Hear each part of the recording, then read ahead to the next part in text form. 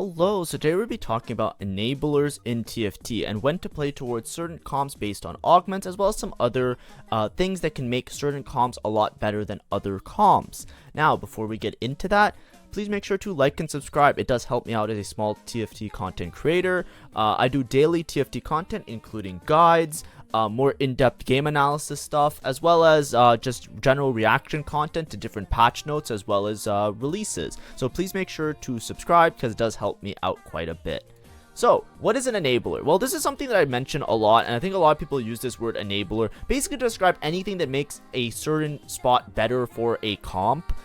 This is something that people ask me about because I often use this word in some of my other tutorials, but the idea is that it's any augment encounter or other. Sometimes it could be an order artifact, it could be really anything that really lets you have a much better spot for a comp. But typically when people are talking about enablers, they're not necessarily BIS augments, but they're ones that stabilize or remove some RNG from comps, and a lot of times we are referring to augments with it, which is going to be a large focus of this video. So what I'm going to do is I'm going to go over some enablers just to tell you about them. I'm sure it's towards the end of the set, a lot of people know about this already, but I did get questions. There are people that are still new to the game. I did get questions in a couple recent videos asking if I should go over some of the enablers in a more concise guide. There are more. This is a selection. Usually, you know, the way that I kind of approach teaching this or mentioning this concept to people on YouTube was that in the other videos where I made specific guides for the comp, I would then talk about the enablers for the comp in that guide instead of doing the reverse of talking about enablers and then mentioning a bunch of comps. But this is going to be kind of like an amalgamation of some of the other content. You can definitely check out some of those individual guides that I've put out for particular comps to get more information on what makes those comps a lot more playable from the spots that you get them. So we're going to go over some of the strong ones. Now, these are ones, when I say strong examples, these are enablers where I look at them, and if I see this augment at the start of the game, I have to justify not taking it, because it's often extremely powerful. And I'm sure everybody's going to know which one I'm going to start with. It's the Giga one, Starry Night. So Starry Night, 1 cost and 2 cost units in your shop have a chance to be 2-starred. So basically, you can often hit upgraded versions of these 1 or 2 cost units, so it's essentially a 1 or 2 cost reroll enabler, and allows you to hit very far ahead of tempo. Now, it actually works out to be so good in a lot of cases that if I see Starry Night, I have to actively look at it, look at my items, and look at my board and say to myself, do I have a spot for any sort of reroll that is a 1 or 2 cost reroll? And if I do not, then I can move on. If there's anything that looks like a semblance of a spot towards one of these reroll comps, I'm usually clicking this augment. That's what I mean by it's a Giga enabler. It works really well for a lot of different comps. So what comps do we refer to as being comps that work out really good? Well, the more the merrier when it comes to 1 or 2 costs that are in the comp. So, you know, if you think about your 1 cost reroll, an example could be Family, right? You just go for 3-star everybody. And you often roll on level 5. You can roll a little bit on level 4. Starry Night has an effect where if you push levels, the chances of the 1 or 2 cost being an upgraded version of itself increases. Yes, so sometimes you might think to yourself that you want to push levels and hit the 3-star later. You should only really do that if you're really far ahead on one of the particular 3-stars that you have, but not necessarily the other ones. It does work out better to stay at the proper rolling level. And just hope that Starry Night has the improved chances to help you hit a little bit earlier. So that's going to be a theme with a lot of these comps. You typically roll, if you're rolling for 2 costs, you roll on level 6 still. If you're rolling for 1 cost, you're typically rolling a lot on level 5. And if you're rolling for 3 costs, you roll on level 7. But typically with Starry Night, you can play something like Family. You can play Visionary very easily. And the idea is that it allows you, because it gives you like the units upgraded, and it also is something that works into late game. A lot of times you can use that to your advantage to hit the units early and then tempo, and then even later in the game you can 3-star some of the other ones. But with Starry Night, a lot of times you just benefit from 3-starring as many copies of your units as possible. You can also play a myriad of different 2-cost rerolls, so something like Tristana with Sentinels or Tristana with Watchers, where you're going for these units. You can try and go for with Starry Night. When you're going into 2-cost rerolls, a lot of times you're not trying to hit more than 3 3-stars just because it's really expensive and you're going to have a lot of trouble trying to hit everything. You can also play towards Quick Strikers, But typically quick strikers, there's some other augments that are a little bit better, because with this one the only 2 costs that you really care about a lot is Akali, and some of the other units that are sentinels that you play with this aren't super important. And the list goes on. There are many other ones that you can think of, like Zeri Watchers, Zeri Sentinels. Basically anything that's using 1 or 2 costs as the primary frontline or backline units will work really well with Starry Night. The other one that is really strong is no scout, no pivot. Now, Starry Night helps you to stabilize and hit your unit ahead of tempo, and hitting them ahead of tempo allows you to push levels, which allows you to get higher cost units on your board and keep up with the rest of the lobby. So this is really good for stabilization as well as being able to hit the units that you want to hit. However, sorry, I had to check my audio level for a second because my mixer was going nuts. But something like no scout, no pivot, this is an instant win if you have a better spot for it. So it's an enabler that allows certain comps to cap a lot higher and be a lot stronger. A lot of times what you're trying to do with no scout, no pivot is commit to a low cost reroll, because the way that it works is that you can no longer sell or bench units if you put them in your board. So basically after a player combat, if they fought, they are going to gain as compensation attack damage, ability power, and health. The health is the big one. It makes your board so tanky. So if you start on 2-1, if you start at the beginning of the game with a low cost reroll and your units are constantly scaling with this no scout, no pivot, by the end of the game, if you actually hit your units, if you actually have a good spot for your reroll and you hit your units, often it's an instant win. It's often so hard to deal with. This augment is so incredibly broken for what it is, but the bigger problem is just that it doesn't actually like help you to hit the units. It's not like Starry Night where you're stable and you're in a better spot instantly. However, if you have a spot where you look at your board and you're like, I can play around this 1 cost reroll, or I can play around this 2 cost reroll, if you have a 2 cost unit that you got lucky with it early in the game, then you can take this augment and often it will be extremely strong.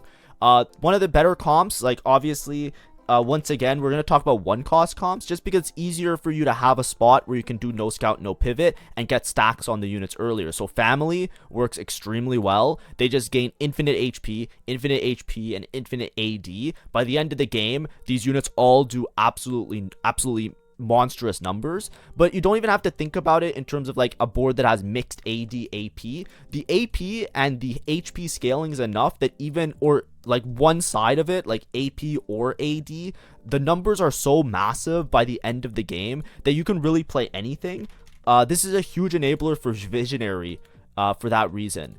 A lot of times Visionary, you're trying to stabilize really low and you cap really high later by hitting your 6 Visionary max cap.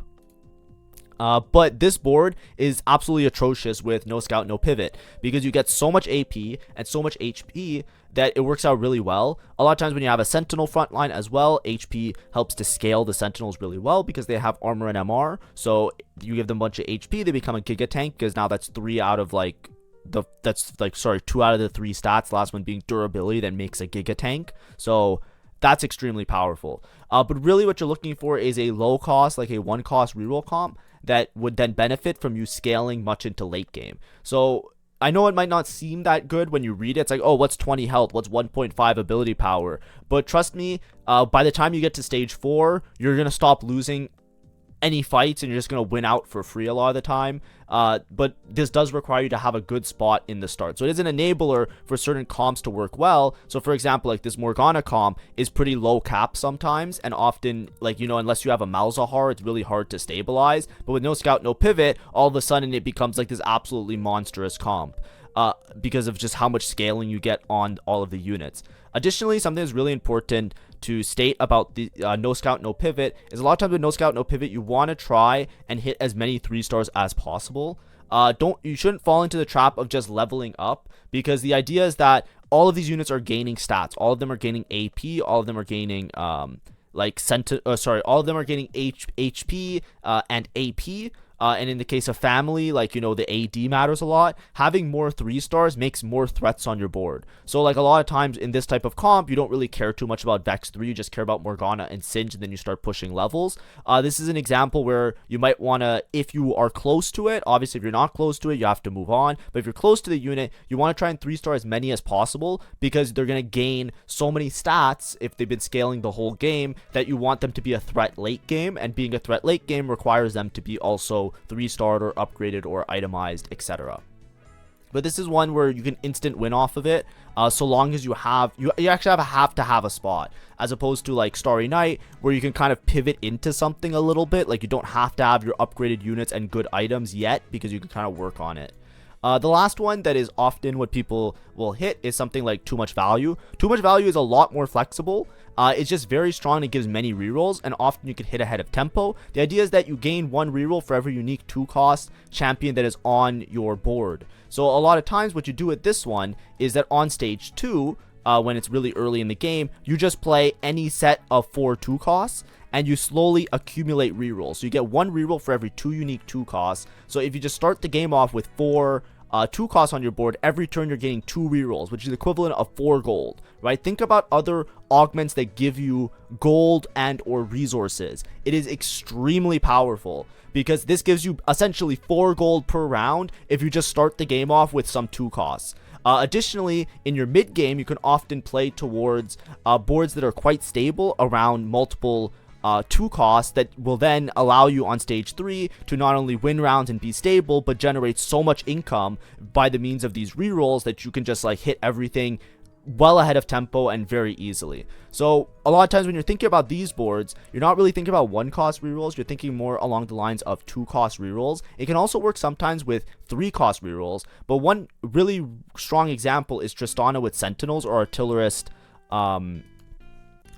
Sentinels, because if you think about the Artillerist Sentinel core, a lot of times you play Ezreal over Urgot, but in this case, if you're Too Much Value, you often can play Urgot. You're automatically just generating 4 gold per round by playing the exact board that you want to. And then like on stage 3 onwards, like when you're level 6, a lot of times your board looks something like this, where you're playing a front line of 4 Sentinel with Tristana and Urgot. Now Tristana is a little bit temperamental in that the fact that you need a Tristana early to start getting some stacks as well as good Tristana items, but this is something where you look at the augment and you're like, this is extremely powerful, because I'm basically, by playing this board, getting 4 gold per round. That's the idea. It's basically 2 rerolls per round. Additionally, if you're really greedy, if you want to be like super greedy and you want to play certain comps in your mid game, you can also do a flexible option like this and just generate 6 gold per round by getting 3 rerolls. You can play 2 Sentinel, 2 Watcher. It's a little bit weaker than playing 4 Sentinel, but if you're already ahead and you have a bunch of upgrades, you can just play something like this where you have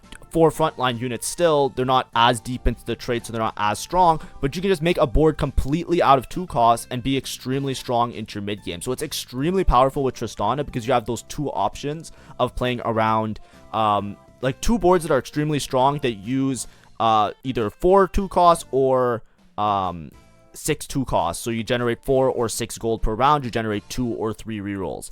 Additionally, it can work really well with Zeri, because you can just still generate. You just need to find 1 more 2-cost to play, Zeri Sentinels or Zeri Watchers, but you can play a very similar board and just have like an extra 2-cost here.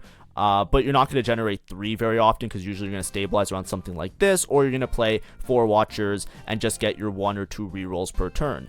Additionally, you can also play around 3-cost rerolls with this, because you can play boards in your mid game. Something like Quick Strikers works well with this.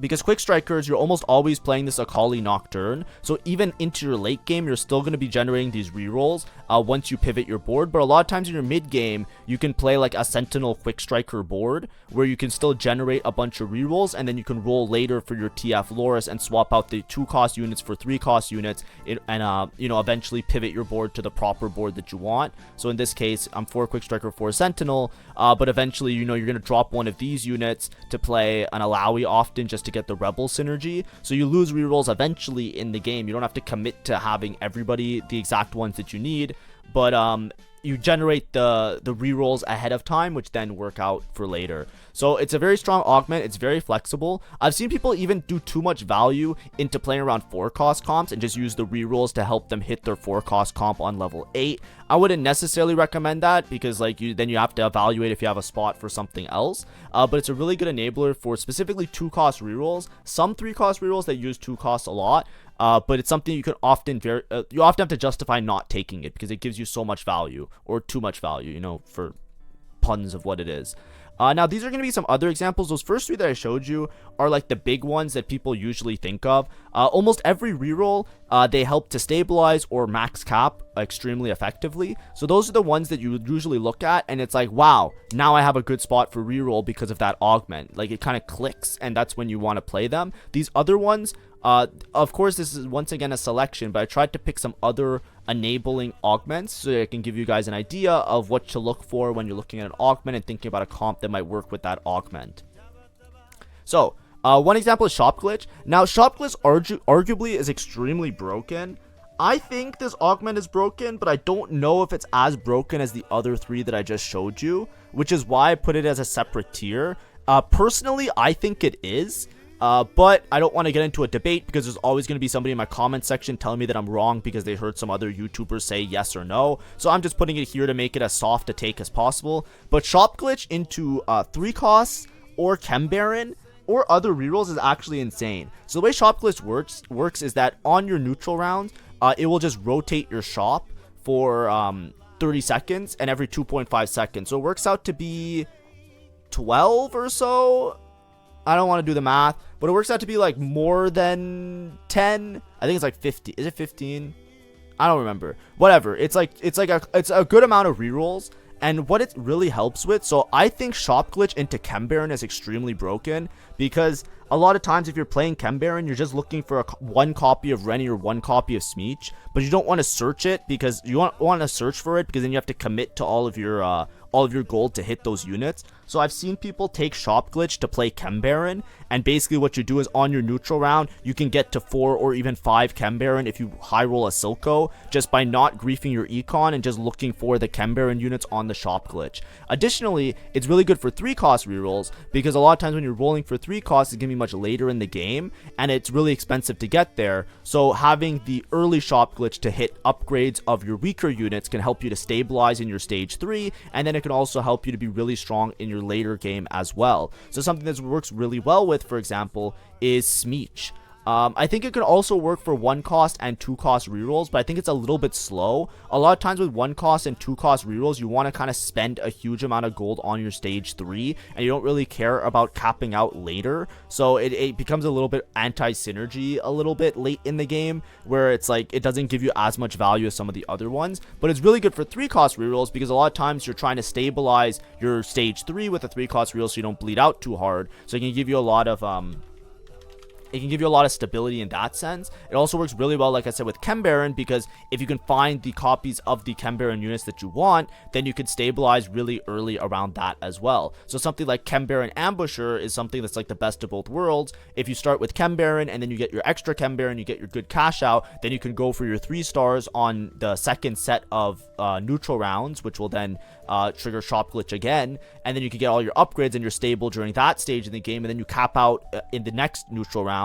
You'll cap out by hitting all your 3 stars. So it actually synergizes really well with exactly what you want when you're playing around a 3 cost reroll, or if you're playing around a 4 cost comp as well. But this is a good example of something that works out nicely when you have your Chem Baron Ambusher game, and then a lot of times you're playing either a synergy of Bruiser or Sentinel, and you go for your Chem Baron cash out with it. Other 3 cost rerolls can also work really well with it. For example, if you're playing around Twisted Fate Loris also works really well in Quick Strikers. Because a lot of times, like I said before, you stabilize your stage 2 by having the rerolls on the neutral round. Then you have all of your upgrades. You have a stable board that you can worry about. You don't have to worry too much about your stage 3 bleeding out too much HP. And then you hit your upgraded units and your full board on the neutral rounds in the next neutral round. And then you go for your 3 stars after that, because that's usually the tempo that is a 3 cost reroll. Like I said, I think it's really broken. I don't want to get into it too much, but it is what it is. So yeah.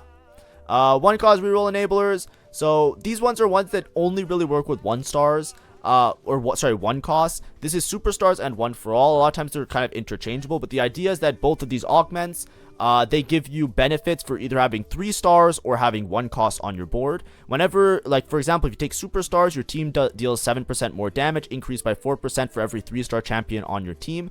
Because you want to hit as many 3 stars as possible, you don't want them to be super expensive. Unless it's a really high roll game, this usually indicates that you want to play a board with a lot of 1 cost, because the 1 cost rerolls are only going to cost 9 gold each if you hit them as 3 star. So it's a lot more cost effective to get the most out of superstars by playing the 1 cost rerolls. So that's typically going to be your family reroll, as we mentioned before, or it's going to be your what's it called? Your Morgana reroll, Visionaries. Additionally, One for All also has the same effect, right? This one actually wants you to have 1 cost champions on your board, so you're going to play a comp that has a multitude of 1 cost champions. So once again, that's going to be something like Family, which has 4 right off rip, and Visionary, which has, I think, 3 right off rip. Which you could also have more if you play like Irelia late game. Sometimes if you're playing One for All, you can fit in an Irelia if you're playing 4 Sentinel with a Sentinel emblem, but typically you have 3 and that's enough to get some value out of it. Then there's enablers that are really good for sniping or snipers or scaling comps. So these are Dummify and Golemify. Basically use all your champions and then you get this Giga frontline unit that has a huge amount of HP that scales into late game. These ones usually require you to have a lot of gold, but they work really well with snipers. So, because a lot of times the snipers are Gwinsu holders, right? If you think about Twitch a lot of times you want to ramp up a Gwinsu, so it works really well to have an extremely strong front line, because if you have this golem that just gives you an insane amount of front line, it makes it easier to play 4 or even 6 sniper without having to worry about not having enough front line to support your board.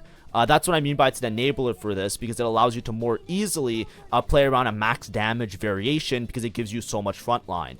Additionally, it also works with other scaling comps. I've seen and I've also tried out playing with something like Dominators, right? If you're playing like Dominator Silco, for example, it allows you to more easily ramp up these backline units because the enemy is going to take so much time trying to kill this Giga frontline unit that sometimes you run into problems.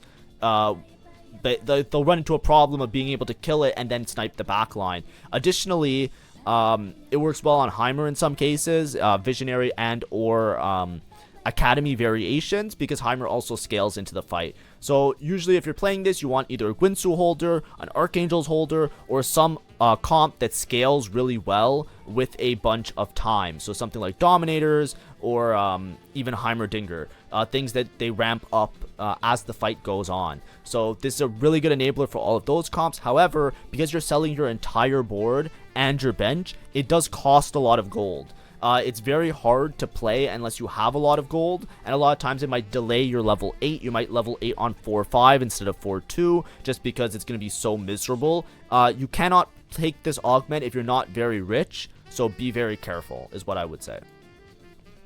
Cooking pot. So cooking pot, basically what it does, it gives you a frying pan, and then the frying pan will feed the closest ally, giving them 50 permanent health. Typically it's good on pretty much anything that you can use a frying pan on, but a lot of times you'll see it with Smeech. If you have an early Smeech or an early Rennie or any of the early units that are playing around Ambusher, because you're basically just going to give a bunch of HP to them, and you can make the Ambusher emblem with the frying pan. It works well for Bruiser Twitch. You can just feed your early game Bruiser units, and then you could play around 6 Bruiser with a Mundo with Twitch, right? Your 6 Bruiser Twitch variation. It also works well on Sorcerers. A lot of times with Sorcerers, you're just feeding an early Swain or an early Vladimir. So Vladimir or Swain. These are things that just help out, because the Sorc Emblem allows you to play that max cap variation a lot more easily when you're playing around Emissary Sorcs. So a lot of times you can feed these frontline units and give yourself a lot of extra frontline. Additionally, it also can work with Sentinels, Artillerists, Quick Strikers, anything that you really have a frontline unit that you're pretty dependent on. You can use this to just give them a bunch of HP and then play towards that particular trait that you want. It can also work with Visionaries that I left out if you have an early Nunu or an early other unit that you want to feed, like Nunu or Singed if you're playing, or Rennie if you're playing like these variations. I'm trying to find Singed, right? Any of these units that you can find early game, you can just feed them up and then they become an insanely strong tank towards the end of the game. Then now I'm going to talk about specific enablers. These ones you really need to have a good spot for. But there's some that I just wanted to mention because I think a lot of people like them. Welcome to the Playground. Obviously a family enabler. It helps you to hit your Violet 3, Powder 3, Vander 3. The problem is I see a lot of people just blindly click welcome to the playground, and then sometimes if you don't have items or upgraded family units in your stage 2, you just don't cash out welcome to the playground at all on tempo, and then you have to roll for the units anyways, and then it just becomes a mess. So you need to have a good spot for it, but obviously it pretty much is just for family, so make sure you're playing family and you know that your family spot is good. Scoreboard Scrapper is good with a lot of comps if you're playing from a lose streak. Specifically with Scrap, it's extremely strong because Scrap, you typically want to play with a lose streak and you have multiple threats on your board, so you benefit a lot from gaining all of the attack damage and ability power that it gives you. So that's something you can look for. And then Rocket Collection, this one is often bait, but it's pretty good to play around Artillerist. When you play Rocket Collection, you typically want to play 4 Artillerist, 4 Sentinel, because Rocket Collection, the gold collector that you cash out is really good on Corki, so you typically want to play around Corki, Ezreal, Tristana, Urgot, and then you play like more for that variation. But when you're playing it, you can't just blindly click it and hope that it works out, because a lot of the time, if you don't have good Tristana items earlier, if you don't have an early, like, it gives you the Tristana, but if you don't have a good spot to support the Tristana, you just never cash out the rockets. So it's not, all 3 of these, they're not quite like strong enablers, but they're specific to certain situations. If you have a spot for them and you see this, it's like, oh yeah, this makes my comp that I want to play a lot better. And there's a lot of augments that are like that, but for specifically when I'm talking about enablers, it's something that you usually get early game that gives you a lot of direction and kind of pushes you into a good spot for that comp. These ones are like the borderline cusp of what I would include in like my discussion of like, hey, this really is something that you want to force towards the comp with if like from a not so amazing spot. But I just want to include them as well, just to give you an idea of like where the bottom line is. Like these ones are the ones that are like a little bit further out. Also, I just want to talk about encounters. So some encounters can also be enablers, right? Savika is a really good enabler for family reroll, as well as other things that spike really hard off of a spat.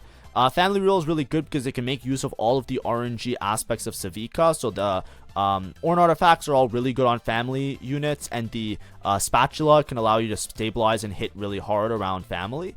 Additionally, you have things like Jinx and Caitlyn encounters that give you a lot of gold. So expensive boards, things that use things like Emissary, which are typically expensive boards, or 4 cost comps, or comps that require you to get to level 9 to play around 5 costs. These are things that are enabled in those type of encounters. And then in Bessa, obviously, with emblems. I think in general, emblem augments you can all consider enablers in certain spots as well. But like I said, those are not, like, you know, it's a little bit weaker of a discussion at that point. Additionally, I have an encounter guide that talks about encounters a little bit more. One thing I don't mention on this PowerPoint is Ornn artifacts. Ornn artifacts are really strong enablers. Obviously, it's like if you see the Ornn artifact that's like the thing that hits you that's like good, then you take it, right? Obviously, like, you know, if we're talking about Ornn artifacts and enablers, who's the bigger one? Who's the biggest culprit in the game? This guy right here, Nocturne with range, right? If you ever get an RFC, a snipers, or a fishbones, fishbones, this guy just pops off and you basically just win the game for free, right? Obviously, any of these things are enablers, and even like an artifact anvil is an enabler for this guy in some cases, but obviously a bit RNG, right? You can't just say like, oh, I have a Nocturne, I'll just rip an Ornn artifact. Uh-oh, Spaghetti-O, I didn't hit one that works for Nocturne. Now what's the game plan? You know what I mean? So that's why I didn't want to include it in the PowerPoint, but Ornn artifact guide also goes into that. Thanks for watching. Hopefully this was somewhat informative and somewhat helpful. Like I said, I usually talk about specific enablers and how they help out certain comps when I'm talking about the comp, because I feel like it's a little bit like backwards to do it this way. However, I did get a question to do this. I got asked to make this video, and I try and read my comments and go through them. If you have suggestions of stuff, you can always drop them and I'll try and put it on the list of stuff that I want to do. But anyways, hopefully this was helpful. Hopefully it opened your eyes to some of the lines and some of the ideas of how to play. And of course, you know, try not to hard force towards anything in particular based on a certain augment. You know, these are things that help out augments from already okay spots, and they help out comps that are already okay to be better and realize a higher potential. You can't just take an enabler with a shit comp and hope to top 4 and make it work, and you can't just blindly take something from no spot and hope that it just converts itself into a good position because you have a good augment. Always make sure you're playing the game in the best way possible that supports whatever your board is, your items, and your position. Thanks for watching, and hopefully you have a great day, and see ya. Bye-bye.